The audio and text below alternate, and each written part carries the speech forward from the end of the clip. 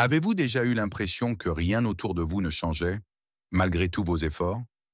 Et si la véritable transformation ne concernait pas le monde extérieur, mais nous-mêmes? Aujourd'hui, on plonge dans une réflexion profonde sur une citation qui a traversé les âges. Les choses ne changent pas, nous changeons, de Henry David Thoreau. Que voulait-il vraiment dire par là? Pour mieux comprendre cette idée, commençons par un fait surprenant. Notre perception du temps est souvent plus influencée par notre état intérieur que par la réalité objective. Une étude menée par des psychologues a révélé que lorsque nous vivons une expérience nouvelle ou difficile, notre cerveau traite plus d'informations, ce qui fait que le temps semble s'étendre. En revanche, lorsque nous sommes coincés dans la routine, tout semble passer plus vite, presque comme si les choses restaient les mêmes, immuables. Et si ce n'était pas le monde qui stagnait, mais nous-mêmes? Prenons l'exemple de Viktor Frankl, un psychiatre autrichien qui a survécu au camp de concentration nazi. En dépit des horreurs inimaginables qu'il a subies, Frankl a trouvé un sens profond à son expérience, devenant une figure emblématique de la résilience et du sens de la vie.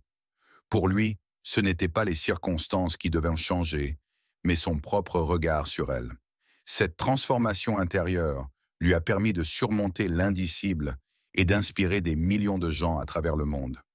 Alors, en quoi cela se rapporte-t-il à la citation de Thoreau? Justement, Frankl illustre que les choses autour de nous peuvent rester constantes, mais c'est notre perception, notre attitude, notre compréhension de ces choses qui évoluent. Comment appliquer cela à notre propre vie? Imaginez que vous êtes coincé dans une situation frustrante, un travail qui ne vous satisfait pas, une relation stagnante, une routine qui vous ennuie. Nous cherchons souvent à changer l'extérieur, à trouver un nouveau job, à déménager, à partir en vacances. Mais selon Thoreau, la clé est de commencer par l'intérieur. Il s'agit de changer notre propre perspective.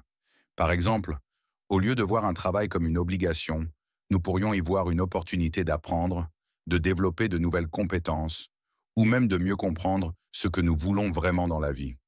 En changeant notre état d'esprit, nous transformons notre réalité sans que le monde extérieur ait à bouger d'un centimètre. Alors, la prochaine fois que vous aurez l'impression que rien ne change, souvenez-vous de ces mots de Thoreau. Les choses ne changent pas, nous changeons. C'est un rappel puissant que la véritable transformation commence toujours de l'intérieur. Et si nous commencions dès aujourd'hui, quelles petites choses pourriez-vous changer en vous-même pour voir le monde différemment?